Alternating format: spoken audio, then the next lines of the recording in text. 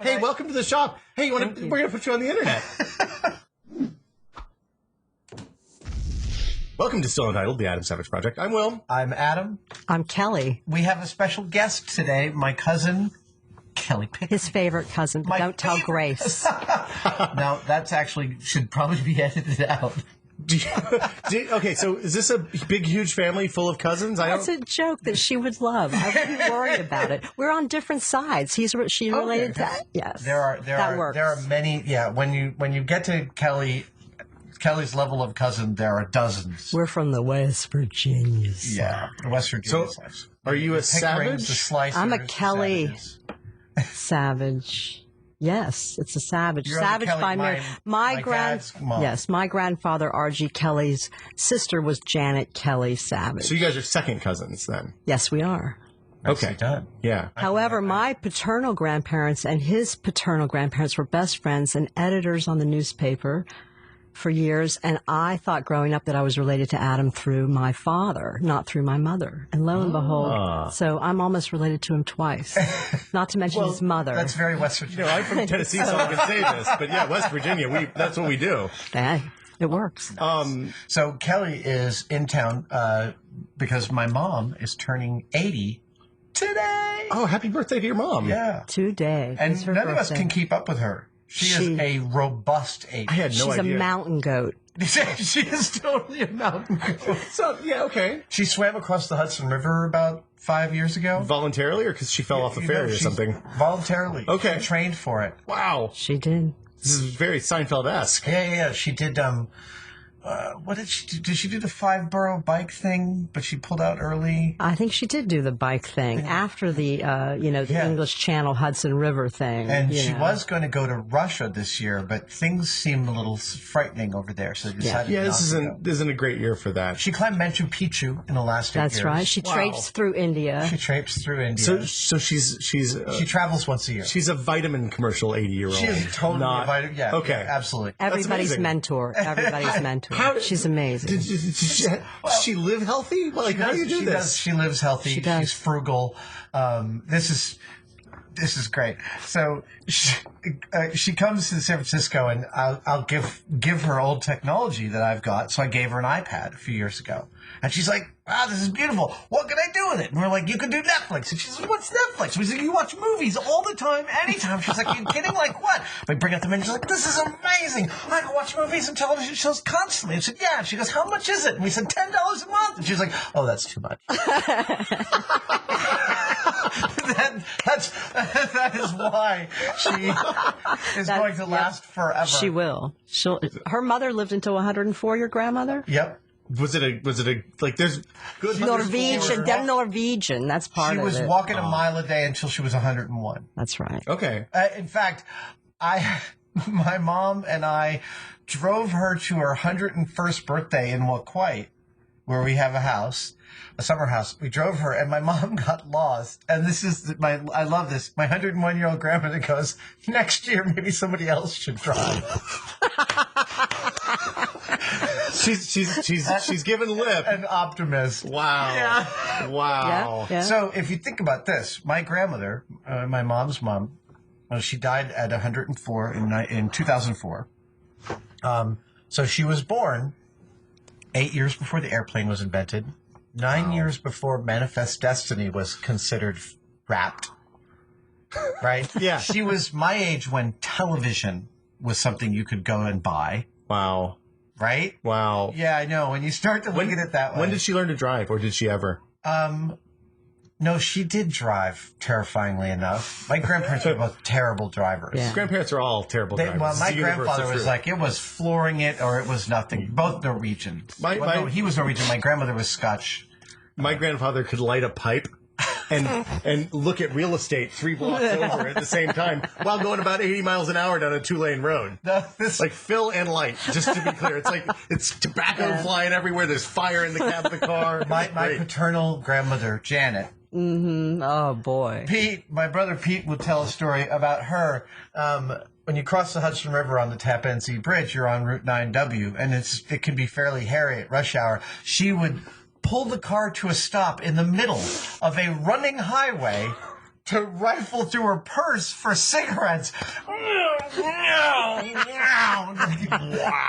Dedicated smoker. Wow. She was. Were they windows up smokers or windows down? Because, like, I don't know. my grandparents. It was the 70s, windows up. Yeah, my grandmother- I think, No one gave a shit back If then. it was winter, windows were up. Yeah, you of might course. get a little crack over. That's what the side view, those little yeah, triangles. yeah. Remember those? Those Yeah, were for the vent smokers. is what that was called. Yeah, the vent. The vent. you We put don't the- have a vent anymore. No. It's terrible. And also the back windows when they go down, go. You can't.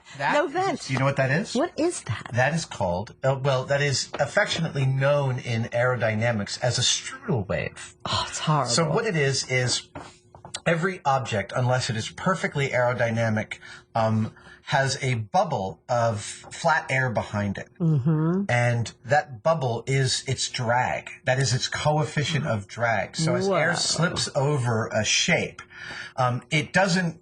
So picture it slipping over and under a shape.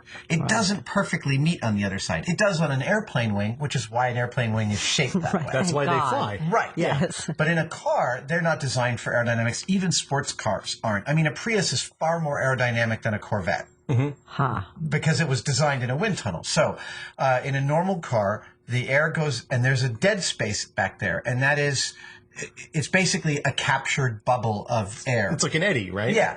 And Gotcha. when you open a window, you can actually cause that bubble to collapse repeatedly. And that is the pop, pop, pop, pop, pop, pop. Really? Yeah. So when I open the back passenger window in the car, that's... So if you open two windows that are opposite, you can often, that are catty corner, you can eliminate that because Cancel you've each actually other. provided an avenue. Right. I noticed it when we were doing water tunnel tests at NASA Ames, and we were using fluorescent dye over a car shape, and I saw this repeating pattern coming off the back of the car, and I said, is that the reason my car goes pop, pop, up? And he goes, good, yes it is. Very Wow. good. I Strudel felt waves? smart right there. That's what they call it. It's not officially called a strudel wave. I think it has a real name, which I'm sure someone is currently typing into the comments section of this. Angrily, probably. Angrily. Maybe driving their car, screaming at the radio. That's what we go Remember, for. I have no formal training in anything. Or the drag except coefficient package sounded design. pretty good, though. Yeah, I yeah, I liked can say drag that It's was almost as if coefficient. you've Yes. been doing this for a while. I think you know what you're talking about, usually.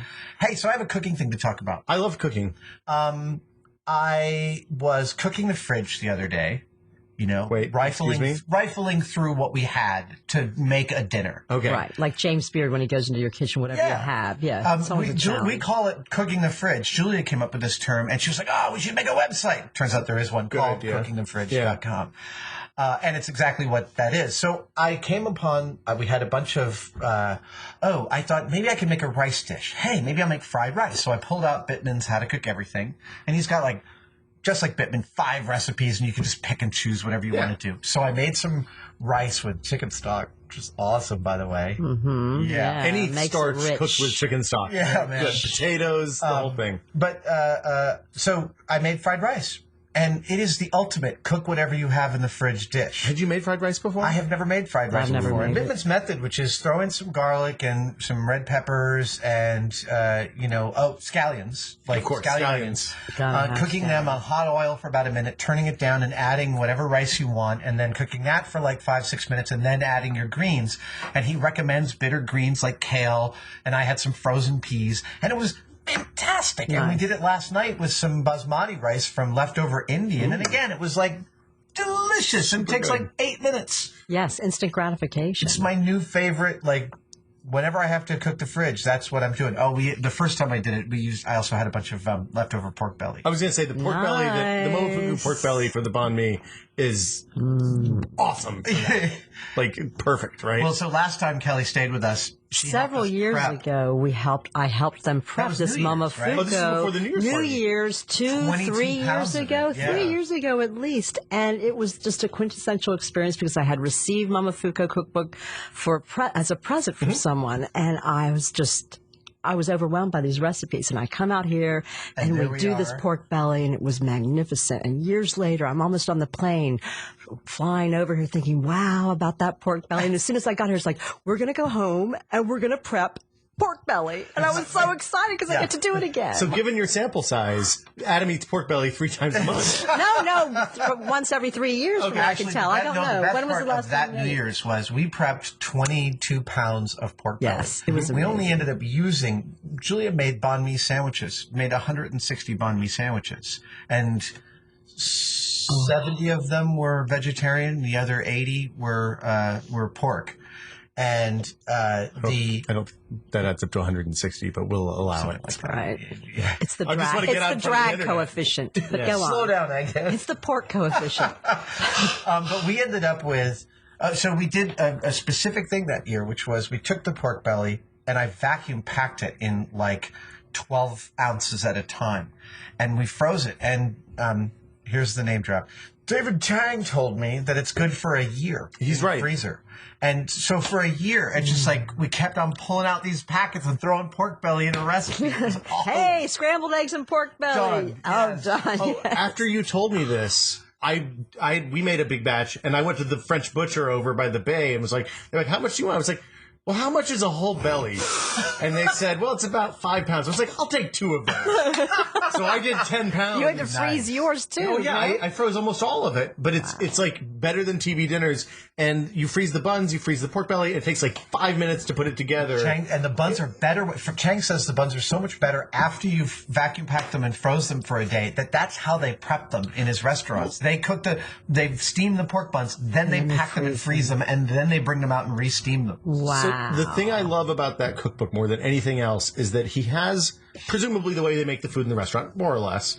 But then in the fine print around the recipe is always okay, you don't have to get this crazy about it. Here's the way you can do it. There's it's a lot limits more set, manageable, yeah. right? This stuff you can make in bulk, and it'll take 3 hours one afternoon, but then you have 6 months worth of it. Right, that's why his pork fine. bun recipe has you make like 80 buns. He's like, it's dumb to make any less than this. Right. But it's only like a cup of flour. Thinking It's about the tiny amount, future, yeah. David Chang. Oh, he's so good. Wow. And that is one of the cookbooks. Plenty is another one. Do you? Yes, in Jerusalem, Yes. there's a harissa fish in Jerusalem that makes me want to just die. We should go Everything home in Plenty oh my and God. Jerusalem and And a Momofuku pulse. Who is knew what a as pulse good was? as it is in the restaurant when they Yes. cook it. Really? Plenty is like you can't go. They're the best written recipes They we are. have ever They're cooked from. amazing. Wow. Everything we cook from them is like we are geniuses. I know, exactly. Astounding, right? When I made that fish, the person was like, I can't believe this. Where's I Plenty? can't believe I What made restaurant? I'm not familiar. Otto Lenge in London, in Okay. Islington. Okay. It's a restaurant, sort of, like City Bakery in New York, where they're giant pulses. They believe in pulses, which are like grains cooked with chicken or vegetarian, and you buy it by the pound. So it's almost more known for its takeaway and these amazing salads. Oh, And it's all And Plenty's all vegetarian. It is all vegetarian. it's like I really- think, you although could I give up remember meat. an incredible chicken dish in the cookbook. Yeah, I've been to the restaurant once. It is a magnificent place. just wonderful. It is. And the cookbooks are incredible. We're a wide family of cooks. Cooks. I mean, it's the great American sport now, right? Well, when I grew up, so my parents were early adopters. Yes. They were so into it. Your mother's taught me to cook many things. And my mom is the casserole queen. My mom, so she's a therapist and has been for 35 years now, Yeah. something like that. Sounds right. Wait a minute. Most of your adult I life. got to bookmark my mom, the therapist. Because the reason my mom's a therapist is her degree is completely ancillary. My mom can get anyone talking within 5 minutes and get This their is life true. story. I've had her do it to waiters. She started out in prison. No, yeah, I know. She can get We those talked about guys to this. go all Yeah, soft. no. So she literally All like soft she'll and get reminiscent. off a bus and she'll be like, "Well, the driver had the greatest story about how he met his boyfriend." She's in the right profession. But my mom and dad were such avid cooks that I grew up with an 8-burner stove. And because they didn't sell 8-burner stoves, what they did was they bought 2 of the same stove and stacked them next to each other in their kitchen. And they did that when they bought their house in Tarrytown in 1971. That's amazing. Yeah, and they bought a pair then. I think they upgraded in like 76 and they upgraded again in like 1990. or something like that. And it was always 8 burners, 2 ovens, and that allowed them to do whatever they wanted. And my mom is the queen of working in the morning, seeing a bunch of patients in the morning, walking home at lunch, putting a bunch of ingredients together into a pot. Everything pre-done. Everything That's pre-done that goes into the fridge. joy of so it. she comes home and she has a dinner party for 10 people, Right. but never leaves the party. That's right. It's shocking. Wow. She's literally like, I'm going to make you a glass of wine. Yes. She throws the casserole and comes out, dinner for 9. Yeah. That's Just amazing. done, like magic, like a wizard. Yeah. Oh, that's wonderful. Petrozzini or, Yes. lasagna. It Yes. totally makes it Very seem like good. nothing's actually Yeah. happening. I Yeah. hate that. Those people make me so angry. It's a casserole situation. You really have to master I need the to. I need to work casserole. on my casserole game. So you have to remind me. My dad, I remember him cooking lemon meringue with literally like the burnt tips and everything. And I remember him. Well, he cooked pancakes, and he cooked pancakes without measuring anything. Oh, my dad does that. Right. I'm gonna Right, with the well of the egg and the flour Yeah. kind of. Yeah, and dry stuff in the wet cups and the wet stuff in the dry Exactly. cups. I'm just like, I don't know if this is the way this works. They'll be fine. well, he had a friend, Tom Clark, a painter, lived in Vermont, and Tom said, "What's your recipe for these?" Dad was like, "Well, some flour, maybe an egg or 2, a little butter." Because all the ingredients were like this, and Tom, biting into his pancake and says, "All I can tell you, Lee, is that you lucked out this time."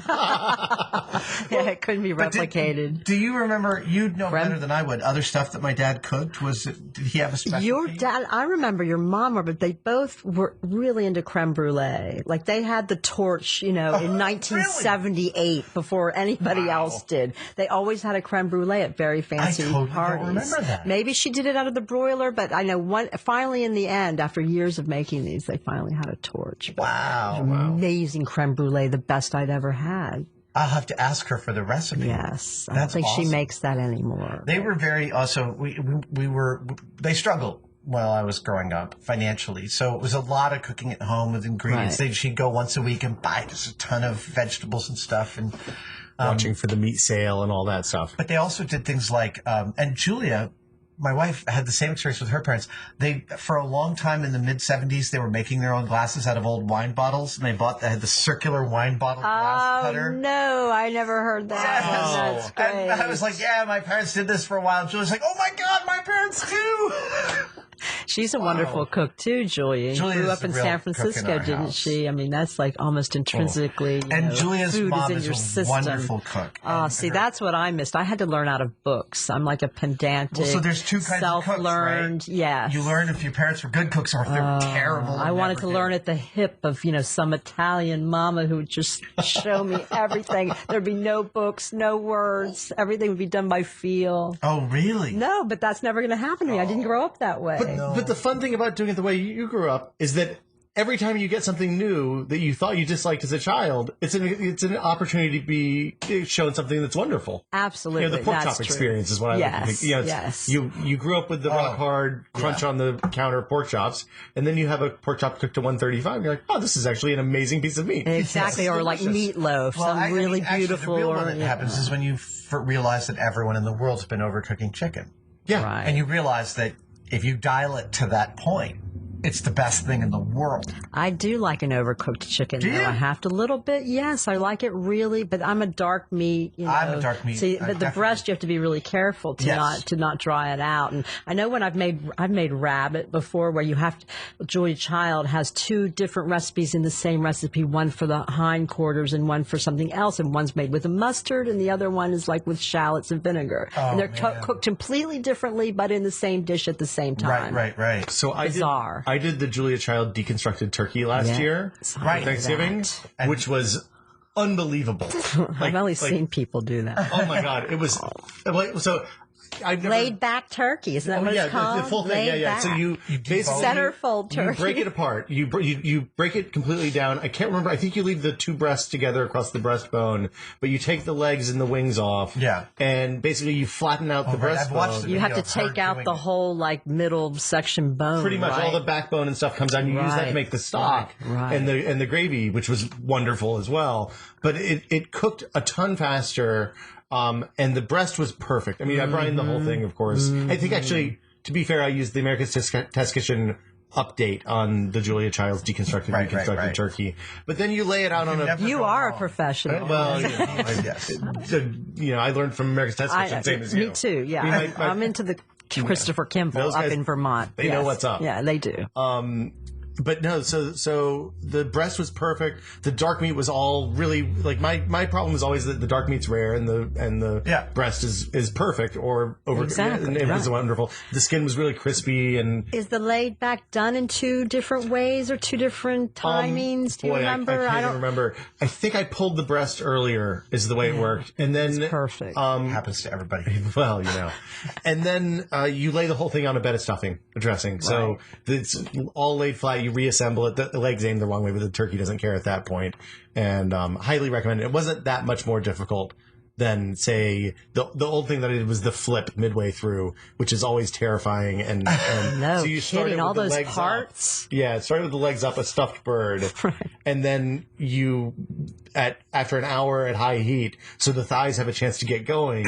You flip it over. Oh wow! And with a 22 or 24 pound turkey, it's terrifying. Yeah, you just you'd have sacrifice. To get a second man in there, wouldn't you? Then Julia Child puts it back together so simply and quickly. That was easy. Really? Yeah. I have pictures. I'll send you. It's the flipping. I'll post them up here. The flipping is the terrifying. I don't ever want to flip again. I'm breaking it apart every year. Have we talked? Did we talk about the footage of Jacques Pepin deboning a chicken in like a minute and a half? No, we never talked about it. Oh my It's God. wonderful. It's a YouTube video. You can find Jacques Pepin. He's like... One knife? Yeah. And he's like, if you do this, it could take 2 or 3 minutes. And I mean, you're just like, oh my God, watching him find the knuckles and turn it around and put it back together without any bones in it. Does he use a chef's knife or a fillet knife? Do you remember? Trying to remember.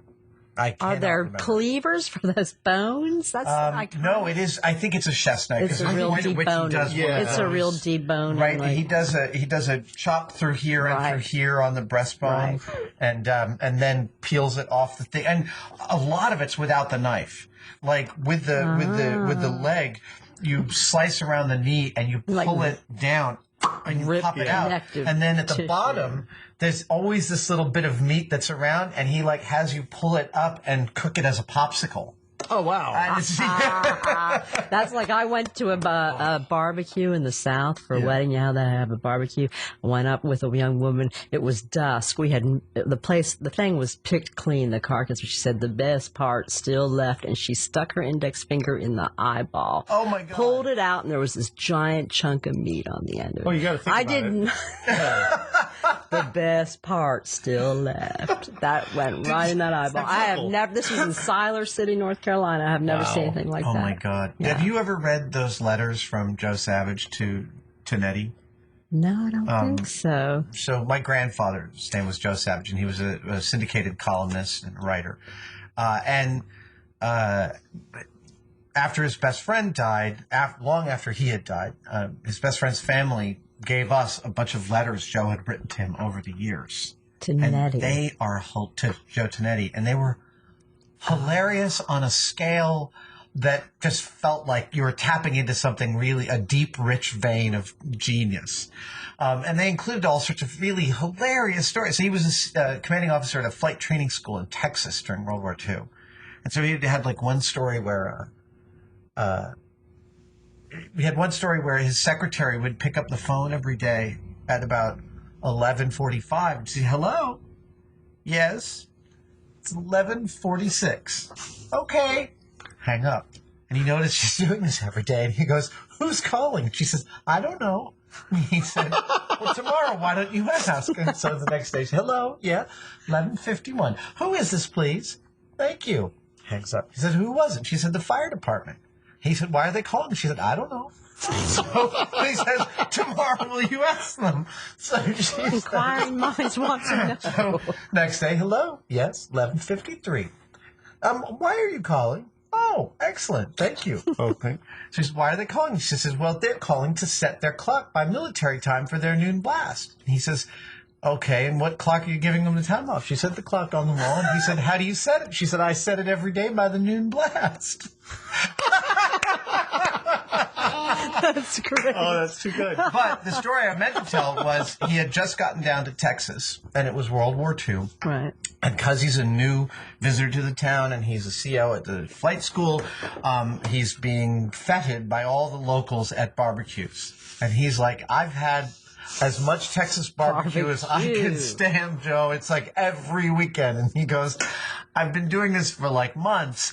And last weekend I got a little drunk and he said, they asked me how I like Texas barbecue. And I said, I like it just fine. He said, well, at this point, I'd had a lot to drink. And I said, next time you guys get up to West Virginia, you should come to one of our crow roasts. He said, I don't remember all the details of what a crow roast entailed. Oh my but God. after 45 minutes, I believe I built it into something pretty fine. He said, I do remember that apparently the crow roast finishes with every man climbing into a tree and peeing on his hands before eating his meal. This is Joe Savage? Yeah, Oh, my there was Lord. a stunned silence, and I don't believe I'll be invited to too many more barbecues after this.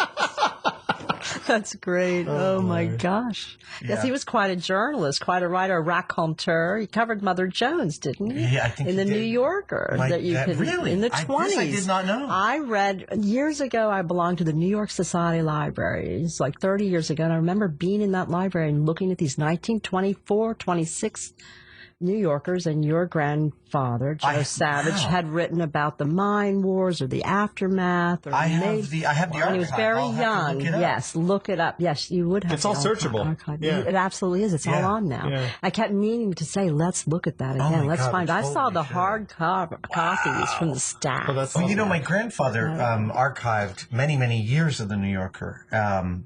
And had hard copies from like the 20s and 30s. We have like he had a 1935 issue of the New Yorker with a Bill Steig on the cover. Oh, really? 35? Yeah, I know. Wow, early really, Bill Stein. Really young. William Steig, who wrote Shrek and a million other great children's books, was one of Children's my dad's books. best friends. Oh, that's awesome. Yeah. Yes. Another bon vivant, Oh, yeah, totally. for sure. You bookmarked a story about your mom earlier, Oh, right. So, just to wrap it all up. to wrap this up, right, Come full circle. my son had to go to the doctor in New York last weekend. My boys went to New York to go to the climate march. Julia, their stepmom, Story flew went them out. too. Story went too. Story wished she had seen them Oh there. my God, they had the best time. She went from boarding school. We said, boarding school's great. You know, this is worth just here. We don't have to go to the climate march. They're taking her. It's perfect. So thing one, unfortunately, got sick. And had to actually got I a wondered fever why that he went on wasn't so there. long that they took him to the doctor. And when they were at the doctor, they were confronted with a healthcare worker who was rude. That's unusual, actually. Especially at this place, which is the local hospital to my town. I mean, thing one told me is like, we're at this hospital. I was like, wow, I've had a lot of stitches at that hospital. Right. And he said, I know, Nana told me. Because I grew up being taken to that hospital for every manner Go of figure. injury. I can't even imagine. When I broke my neck, that's where I went. Wait, you broke your neck? It's besides my metacarpal, the only other bone in my body I've ever broken was my 6th cervical vertebrae. Did you go do a header? A diving accident into the Hudson on my 18th birthday. How? Yeah. Wow. And I was diving straight, which is the only reason I'm sitting here. Otherwise, yeah.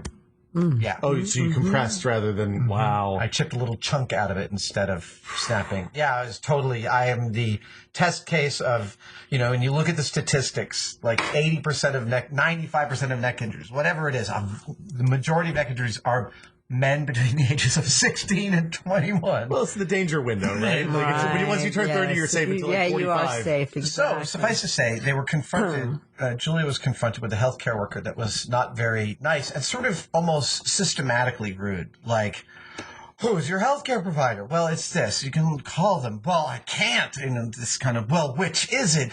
Who is, and just being really sort of bombastic.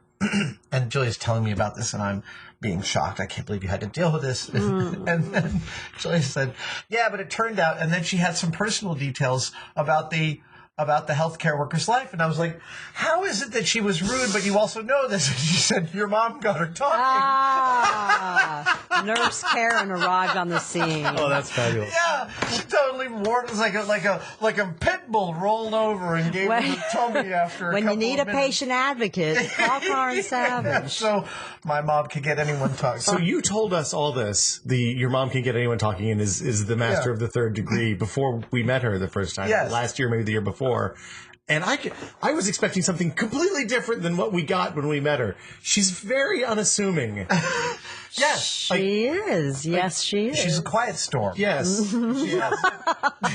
I mean, you're right. You're right. I mean, and that's part of the appeal, right? You don't think that she's quizzing you about stuff. Yeah, I was expecting kind of your 40s style newspaper gal, My Gal Friday type. Jennifer, like a Rosalind Yeah, exactly. Russell kind of. And not she's at all. more of a Goldie Hawn channeled through Rosalind Russell or something. My mom, she always got compared to. She looked a lot like There Goldie is Hawn that. in the mid '60s. And she giggles. And she giggles. Yes. At 80, she giggles. It's the most delightful, tinkling, lovely laugh in the world. It is. Like that. If that doesn't take you off your guard, what will? For the audio listeners, imagine the face Adam made, just kind of a Julia Child with a little bit of a, I don't know, maybe Nathan Lane. Both of my kids, both of them can do. You have to get them to do their impression of mom. It's very fun. Oh, I'd love They that. love her. Yeah. So she's turning. She does impressions of them. Hello, Nana. She loves doing that. Hi, Nana. How you doing, Right. Nana? I can't tell them She apart can't. now. Really? Yeah. On the phone? They're both voices. Hey. Oh, they've got man voices. They both have man voices. Oh, wow. So we're having a big party for my mom on Saturday. We're gonna And fatten her. we've got Grace is flying in. My sister Kate is flying up. We're going to have 7 people staying in the house this weekend. Ooh, slumber party. My sister Chris is coming in from Providence. Is this like a family vacation style thing where Family the kids are all getting reunion. packed in the same rooms and Yeah. everybody's The a boys little are also bit, we're displaced throwing the and- boys out of their rooms. It's 98 And adults degrees. will I'll be sleep staying. on that roof next to you. Oh my god! At least you picked a nice warm weekend for it. Oh my God, it's going to be great. All the windows open all the time. Yeah. Well, It'll cool. be great. I think that's a fine place Yeah, to that wrap seems like a good place to wrap it up. Well, thank you. And, family podcast. a little glimpse into The origins Cousin of Sauvage. and family thereof. Yes. Yes. Thank you for having me. Thanks for joining us, Kelly. Savage. Well, thank you guys for watching. As always, we'll be back next Tuesday with another edition of Still Untitled. We love your comments and everything. Yeah, comments, feedback, social statements, whatever. It's all good. Have a lovely week. guys. Oh, and in advance, we appreciate your careful explanation of the strudel wave in mathematical terms. Yeah, I want some MATLAB stuff in there. There we go. Good. See you guys later. Bye.